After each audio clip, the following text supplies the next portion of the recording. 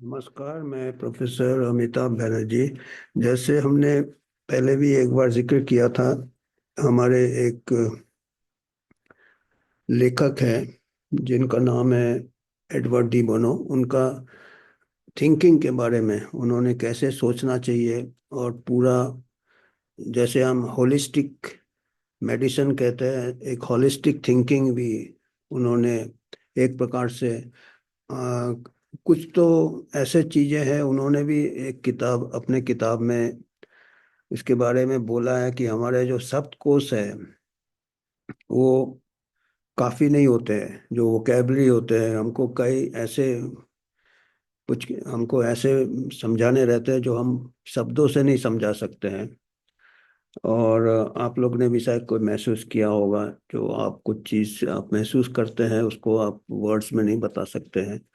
और फिर हम क्या होता है कि हमारा कुछ एक, हम एक दायरे से सोचते हैं, हमारे सामने वाला कुछ दूसरे एंगल से सोचते हैं, और फिर वो सिंप्लीफाई हो जाते हैं। और फिर क्या होते हैं, कई चीजें हम नजरअंदाज करके हम सोचते हैं कि हम सच बोल रहे हैं, अगला सोचता है कि वो सच बोल रहा है, और दोनों सोचते हैं कि अगला गलत बोल रहा है। तो उससे वो, उनका कहना है कि इससे होलिस्टिक क्रिएटिविटी नहीं है, ये क्रिटिकल थिंकिंग भी नहीं है, या क्रिटिकल थिंकिंग में भी कमियां हैं। वो कह रहे हैं कि अगर हम पूरा कंटेक्स्ट, जो कि आदमी का जो किस हिस्से बोल रहा है, किस यूनिवर्स से आया है, उन्होंने एक यूनिवर्स के कौन से जगत से आया है, ऐसे अलग अलग जगत होते हैं, जैसे है ना, हमारा जगत अलग है, आपका जगत अलग है। जो चीज हमारे जगत में सही है शायद आपके जगत में गलत है। जैसे हमको मालूम है अलग अलग देशों में अलग अलग कस्टम्स होते हैं। जैसे हमारे यहाँ अगर आप किसी से मिलते हो तो दूर से नमस्ते करते हो, दूसरे वेस्टर्न कल्चर में हाथ मिलाते हैं, और लेडीज वो तो हग भी करके वो किस भी कर देते हैं गालों में, वो नॉर्मल है उनके लिए। पर हमारे यहाँ अगर ऐसा कुछ करे तो वो फिर उसको गलत इसमें देखा जाएगा हमारे इंडियन कल्चर में। एक बार शायद ऐसा हो भी गया था, मेरे को जहाँ तक ख्याल है, एक हॉलीवुड के एक्टर थे, रिचर्ड गेरे। उन्होंने शायद सभा आदमी को ऐसे ग्रीट कर दिया था जो उनके लिए नॉर्मल था, पर हमारे लिए एक बड़ा ये हो गया था, बवाल हो गया था। तो ये वो भी, इससे क्या है, आपका कम्युनिकेशन गैप हो जाता है, एक दूसरे को हम समझ नहीं पाते हैं। और ऐसे में आजकल आप देख रहे हैं कि साइंटिफिक डिस्कोर्स में भी ऐसे हो गया, जबकि साइंस का ओपन माइंड होना चाहिए, साइंस को हर पहलू देखना चाहिए, या साइंस छोड़ के कोई भी अगर ओपन माइंडेड पर्सन होगा, वो अगर आगे कोई चीज़ प्रोग्रेस होना है और हमारा उसके बारे में समझना है, अंडरस्टैंडिंग हमारा जो एनलाइटमेंट के लिए, हमको देखना चाहिए स्ट्रेट लाइन एक है, उसके आजू बाजू भी देखना चाहिए, क्या ये स्थिति क्या है, अगला का जगत अलग है, हमारा जगत अलग है, तो उसका जगत को थोड़ा हम समझेंगे तो उसकी बात को भी हम समझेंगे, और उसके नजरिए से देखेंगे तो लगेगा कि नहीं, उसके बात में भी सही है कुछ, वो गलत नहीं है, हम भी गलत नहीं है, दोनों में कुछ है, पर उसके कंटेक्स्ट अलग है उसका। बाकी तो ऐसा एक किताब उन्होंने का है जिसका टाइटल ही है, टाइटल है I am right you are wrong. I am right you are wrong. आजकल ऐसे काफी समाज में ऐसे ही फूट आता है कि मैं जो करता हूँ मैं सब सही है और आप सब गलत है। ये आजकल जो ये हो रहे हैं, इंटरपर्सनल रिलेशनशिप्स जो हो रहे हैं, इमोशनल इंटेलिजेंस की कमी आ रही है। लोग आजकल आप देख ही रहे हैं, अगला जनरेशन को बहुत ही स्ट्रेट लाइन है। हो सकता है कि आजकल बस वो ऑनलाइन रहते, कंप्यूटर में रहते, कंप्यूटर एकदम स्ट्रेट सोचता है। पहले हमारे इंटरेक्शंस होते थे, नॉन वर्बल ये होते थे, जैसे ये कहते हैं ना, शब्दकोश हमारे लिए काफी नहीं है। जैसे हम टीचिंग में भी बोलते हैं कि हम वर्ड से कुछ बोलते हैं, पर 80% हमारा स्टूडेंट्स के साथ कम्युनिकेशन जो होता है वो नॉन वर्बल होता है, बिगर शब्द का कम्युनिकेशन होता है। फेशियल एक्सप्रेशन, आई एक्सप्रेशन, कैसे हम बात को बोल रहे हैं। तो हो सकता है वो शायद यही कहना चाहते होंगे कि पूरे कम्युनिकेशन के लिए, पूरे हमारे आदान प्रदान के लिए शब्द काफ़ी नहीं होते हैं। कम्युनिकेशन जो है, और उसका भी गहराई में हमको अगला कल्चर, अगला ये सब अलग अलग होते हैं। इसीलिए अभी जो मूवमेंट चला है, वन वर्ल्ड वन हेल्थ, ये इसमें हम ये राइट रॉन्ग वाला कर रहे हैं कि बस एक ही चीज सबको लागू होगा, एक ही चीज मैं बार बार घूम फिर के मेरा को वही आ जाता है कि अगर कोई, अभी पिछला महामारी भी देखे, अलग अलग देश में अलग अलग एज से लेके, हेल्थ से लेके, कल्चर से हाउसिंग से लेके सब अलग अलग थे। हमारे ऐसे ही हाउसेज ओवर क्राउडेड है, वहाँ पे आपने लॉकडाउन किया तो और, तो जो भी है वो एक हमारा भी एक थोड़ा बीमारी हो गया कि घूम फिर के हम उसी में आ जाते हैं। पर वो हमें को वो वही सताता रहता है, और हमको वही दिखता है कि क्या हम जो one world one health pandemic treaty, एक ही गाइडलाइन सब कंट्री को एक ही जैसा ट्रीट कर सकते हैं कि नहीं। तो जो भी है ये एडवर्ड डू बोनो का किताब ऐसे है कि आप ऐसे ही खोल लो, हर किताब, हर पढ़ने में कुछ ना कुछ ज्ञान मिलता है, कुछ ना कुछ गहराई मिलता है। तो ऐसे ही मैंने आई am right I am wrong, उन्होंने यही बोला। जैसे पहले भी हमने बताया था कि सिक्स सेट थिंकिंग भी इन्होंने कहा था कि भाई आप छह पहलू तो बता ही दिए उनको कि कोई भी मुद्दे की छह पहलू हैं। और ये इसमें भी ऐसे भाव है कुछ कि खाली हम दो ही पहलू देखते हैं कि एक सच होता है एक गलत होता है, ऐसा नहीं होता है। उनका ये है कि इससे बात आगे नहीं बढ़ती है, इससे कन्फ्लिक्ट बढ़ते हैं। हम देख रहे हैं आजकल घर में कन्फ्लिक्ट हो रहे हैं, पड़ोस में हो रहा है, कंट्री में पोलराइजेशन हो रहा है, मेरा ये है आपका गलत है, ये था वो था। और फिर कंट्री नेशनलिज्म, वो भी ज़्यादा कि अगला गलत हम सही, और उसको फिर डिफेंड करना पड़ता है। आप एक बार आपने बोला कि ये स्टैंड हमारा, चाहे वो हमारा कोई ग्रुप है, हमारा कोई एसोसिएशन है, हमारा कोई पार्टी है, पॉलिटिकल पार्टी है, तो सबको एक ही जैसे सोचने का है। अगर वो दूसरे तरीके से सोचेगा तो अगला कोई सच भी बोल रहा है अगला पार्टी पर, उसको अगर बोलेगा तो उसी के पार्टी वाले बोलेंगे कि ये एंटी पार्टी एक्टिविटीज है। सिमिलरली अगर आप नेशन का कोई पॉलिसी को देखिए, आपका जो क्रिटिसिज्म होता है उससे स्ट्रांग होना चाहिए आदमी। हर कोई आपकी तारीफ करे। एक नेपोलियन ने भी कहा था, नेपोलियन ने कहा था कि उन लोगों से डरो जो कि आपके हाँ में हाँ मिलाते हैं, और जो जिनको मालूम है कि आप गलत है फिर भी डर के मारे बताते नहीं आपको कि आप गलत है। इन लोगों से हमको डरना चाहिए, और वो लोग से हमको उनकी बात सुनना चाहिए जो बिगड़ डरे हमारा कुछ बुराई करें, बिगड़ डरे हमने कोई गलत काम किया है या हम गलत हैं, वो अगर बताए कि हम गलत हैं तो वो आपका मदद कर रहा है, क्योंकि वो आप अपने को सुधार सकते हो। वो एक्चुअली आपके हित में कह रहा है। और आपके जो चमचे हैं उनसे आप डरो, ये नेपोलियन ने कहा था, तभी वो लीडर बना था कि अपने चमचे से डरो।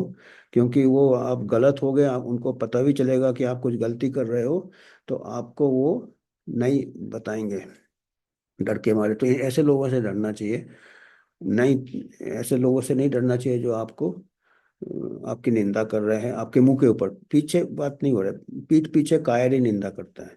आपके सामने जो बोलता है उसमें एक तो करेज है, और उससे आप कुछ अपना को और इम्प्रूव कर सकते हैं। तो ये भाव भी ऐसा है कि I am right you are wrong वाला भाव नहीं है। I am right you are wrong क्या होता है, जो दोनों पक्ष कोशिश करते हैं कि मैं राइट हूँ, दोनों अगर बराबरी में है तो हर वो दोनों बोलेंगे आई एम राइट है, अगला रॉन्ग है। कोई अगर ऐसे मुद्दे में डिफरेंस ऑफ ओपिनियन हो जाता है तो डिफरेंस ऑफ ओपिनियन को प्रूव करना चाहिए कि उसका भी कुछ वजह हो सकता है क्यों वो बोल रहा है। आप फिर आपका भी वजह वो समझेगा तो हो सकता है कि ये दूरियां दूर हो सकती है। तो I am right I am wrong, जैसे नेपोलियन ने भी बोला है कि नीचे वाले आपको हमेशा राइट बोलेंगे, और आपके बराबर वाले आपको रॉन्ग बोलेंगे या फिर ऐसे बोलेंगे। तो जो भी है, तो ये एक चैप्टर ही है कि डिफरेंट यूनिवर्सेस, कि हर कोई डिफरेंट जगत से, वो कल्चरल ये बता रहा था। जैसे मैंने बोला कि हमारे कल्चर में हम दूर से हाथ जोड़ते हैं, वेस्टर्न कल्चर में जाके गले लिपट जाते हैं। तो ऐसे एक इन्होंने जैसे इस्लामिक कल्चर का बताया कि इस्लामिक कंट्री में अगर आप किसी को पैसा देते हो और कोई कोई से पैसा वापस लेते हो, आपने किसी को पैसा उधार दिया है, उससे वापस लेते हो, तो आप उसके सामने, इस्लामिक कंट्री में उसके सामने पैसे को गिनने का है। तो ये अच्छा माना जाता है। पर अगर ये वेस्टर्न कल्चर में ऐसे करोगे तो इसको वो नाराज हो जाएगा अगला वाला कि आप पैसे गिन रहे हो, मैंने विश्वास नहीं। तो ये बता रहे अलग अलग यूनिवर्स का अलग अलग ये है। जैसे, तो इसमें ऐसे कई ऐसे एग्जाम्पल्स दिए हैं। जापान का एग्जाम्पल दिया है, जो एक जमाने में जापान में औरतों को ऑफिस में इक्वल स्टेचर नहीं मिलता था, पर उनके घरों में वो राज करते थे, चाहे उनका हस्बैंड कितना भी बड़ा ये हो, डायरेक्टर हो या ऑफिशियल हो, घर में उसका वाइफ पूरा कंट्रोल करता था। पूरा सैलरी भी वो घर में वाइफ को देता था, और वाइफ उसको पैसे देती थी। ये जापान का कल्चर, पहले का कल्चर बताया। अभी बोल रहा कि अभी चेंज हो गया होगा। और ऑफिस में जापानीज वुमेन को, ऑफिस में उनका स्टेटस काफी लो होता था, और उनको तो तो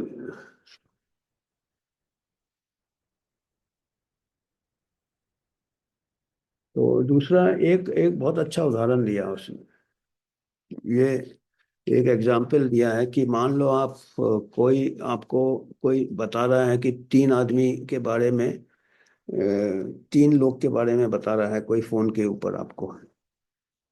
और कहते हैं कि तीन लोगों के पास, हर हर आदमी के पास एक ब्लॉक ऑफ लकड़ी का टुकड़ा है। एक हाथ में उसके लकड़ी का टुकड़ा है, छोटा सा लकड़ी का टुकड़ा है। मान लो ये लकड़ी का टुकड़ा दिया है, हर आदमी एक लकड़ी का टुकड़ा पड़ा हुआ है, पकड़ा हुआ है हाथ में। और पहला जो आदमी है वो उसको छोड़ता है, उसको छोड़ देता है, हाथ से छोड़ देता है, और वो नीचे गिर जाता है। ऐसा होता है। और दूसरा आदमी क्या करता है, उसको जैसे ही छोड़ता है, नीचे नहीं करके वो ऊपर की तरफ चला जाता है लकड़ी। और तीसरा आदमी जब लकड़ी को छोड़ता है, तीन अलग अलग आदमी हैं, तो वो ना ऊपर जाता ना नीचे जाता, उसी जगह रहता वो। ऊपर भी नहीं जाता, नीचे भी नहीं जाता, वही लटका रहता वो। तो अगर ये कोई आपको फोन में बताएगा तो आपको समझ में नहीं आएगा। आप कहोगे कि ये ऐसे ही आपको घुमा रहा है, गलत बता रहा है, आपकी टांग खींच रहा है। पर ये कहता है कि आपने उससे पूरा पूछा नहीं, उसका कंटेक्स्ट नहीं पूछा, उसका बैकग्राउंड नहीं पूछा। तीनों लोग सही हो सकते हैं, तीनों फिनोमेना, तीनों हरकतें सही हो सकता है, अगर आपको उसका और इसका इंफॉर्मेशन है। तो वो कह रहा है कि जो पहला वाला आदमी था, सच्चाई ये था कि पहला आदमी जमीन के ऊपर खड़ा था, अर्थ के ऊपर खड़ा था, पृथ्वी के ऊपर खड़ा था, और वो ग्रेविटी से छोड़ा तो वो नीचे गिर गया। और जो दूसरा आदमी था वो अंडर वाटर था, पानी के नीचे खड़ा था वो, और उसने छोड़ा तो वो लकड़ी ऊपर की तरफ गया। और तीसरा जो व्यक्ति था वो एरोस्पेस में था, स्पेस क्राफ्ट में था, जहाँ ग्रेविटी नहीं है। तो वो स्पेस क्राफ्ट में उसको छोड़ा तो वो इधर ही का उधर ही रह गया। तो ये कह रहे हैं कि ये अलग अलग, तीनों अलग अलग जगह खड़े थे। तो ये एक प्रकार से ये एक एक सिचुएशन बताया कि ऐसे हमेशा होते रहते हैं। अलग अलग लोग जब एक दूसरे से करते हैं, व्यवहार करते हैं या इंटरेक्शन करते हैं, वो हमेशा सोचते हैं कि यार अपना ये अगले के ऊपर प्रोजेक्ट करते हैं। हो सकता है उसका कुछ अलग बैकग्राउंड है, उसका अलग कुछ मेंटल मेकअप है, ये है। तो वो इनका यही कहना कि राइट एंड रॉन्ग के ऊपर हमको इतना नहीं जाना चाहिए, हमको उसको थोड़ा ज़्यादा आजू बाजू उसके सराउंडिंग्स क्या है, हमारे सराउंडिंग्स क्या है, दोनों में क्या सिमिलैरिटी है, दोनों में क्या नॉर्मल है। तो ये काफी किताब तो बहुत पूरा रात लग जाएगा। तो मैं ये थोड़ा सा एग्जांपल दिया कि इसी से थोड़ा हमको लगता है कि हमको थोड़ा धैर्य रखना चाहिए, हमको इमीडिएटली पोलराइज नहीं होना चाहिए।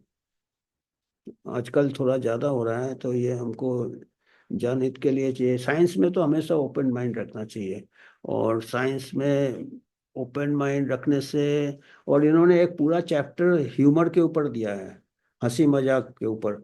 बोला हंसी मजाक के जो हम ह्यूमर होता है, जो हम कॉमेडी करते हैं, वो बहुत कॉम्प्लेक्स होता है। हम सोचते हैं कि ये वो बहुत सीरियस बिजनेस है। वो क्रिएटिविटी आपका बढ़ाता है, क्रिएटिव माइंड ह्यूमर कर सकता है, क्योंकि ह्यूमर स्ट्रेट लाइन में नहीं होता। आप कोई स्ट्रेट लाइन में जा रहे हैं और वो सडनली ये हो जाता है, उसके कोई रूल्स नहीं होते ह्यूमर के। सडनली पूरा ये माहौल ही चेंज हो जाता है। तो उससे क्रिएटिविटी का एक निशानी है, कह रहा है ह्यूमर। जैसे हमारे, आप देख लो कोई भी ऐसे गेम्स होते हैं, जैसे क्रिकेट का गेम ही ले लो। हमारे कई अच्छे अच्छे बैट्समैन होते हैं जो स्ट्रेट बैट खेलते हैं, बैट का अच्छा है, उनको देखने में अच्छा लगता है और अच्छा है, वो होना चाहिए, स्टैंडर्ड ये होना चाहिए। जैसे हमारा स्ट्रेट लाइन थिंकिंग भी होना चाहिए। फिर पर हमको आगे बढ़ने के लिए हमको वीरेंद्र सहवाग जैसा चाहिए, जो कि कोई बैटिंग का रूल नहीं फॉलो करता था और कैसे भी घुमाता था, और वो लोग भी उसको एंजॉय करते थे। तो सिमिलरली ऐसे थिंकिंग में भी ऐसे सहवाग जैसे होने चाहिए कि जो अनऑर्थोडॉक्स शॉट्स खेले, वो ह्यूमर होता है। ऑर्थोडॉक्सी स्ट्रेट होता है, और इसीलिए जो ज़्यादा ऑथोरिटेरियन होते हैं ह्यूमर पसंद नहीं करते हैं। और कई बार ह्यूमर वाले अपने प्रॉब्लम में फंस जाते हैं। ये कामरा या बामरा क्या चल रहा है, कुणाल कामरा क्या है, वो भी अर्णब गोस्वामी को भी उसने काफी तंग किया था फ्लाइट में। तो वो ह्यूमर, जो लोग स्ट्रेट होते हैं, स्ट्रेट बैट खेलते हैं, उनको ह्यूमर पसंद नहीं रहता है। पर ह्यूमर से क्रिएटिविटी आता है। ये काफी कॉम्प्लेक्स किताब है, ह्यूमर भी काफी कॉम्प्लेक्स। तो मैं सोचा कि थोड़ा थोड़ा, क्योंकि आजकल के जनरेशन को ह्यूमर भी गायब हो रहे हैं, इतने स्ट्रेस में रहते हैं। पर ह्यूमर से आपका नॉट ओनली क्रिएटिव थिंकिंग होता है, और आपका हेल्थ के लिए भी बहुत अच्छा है। आपका बॉडी रिलैक्स होता है, मसल रिलैक्स होते हैं, अच्छे हार्मोन्स आते हैं, और कहते हैं कि काफ़ी हार्ट डिजीज वगैरह भी कम हो जाते हैं अगर आपका ह्यूमरस आउटलुक हो, और थोड़ा टॉलरेंट होना चाहिए। तो आज मैं को ये मैं कुछ पढ़ता हूँ तो मैं सोचता हूँ थोड़ा डिस्कस कर ले, तो साथ साथ मेरे को भी पढ़ने का ये मिलता है। नहीं तो आजकल कहाँ लोगों को पढ़ने का, व्हाट्सएप मैसेज ही देखते हैं, उसके फिर गहराई में नहीं जाते हैं। तो मैं सोचा मैं, मेरा भी थोड़ा रीडिंग कम हो रहा है जैसे होना चाहिए, तो मैं सोचा इसी बहाने मैं भी पढ़ लूँ, आप लोगों के साथ भी बातचीत करूँ। धन्यवाद।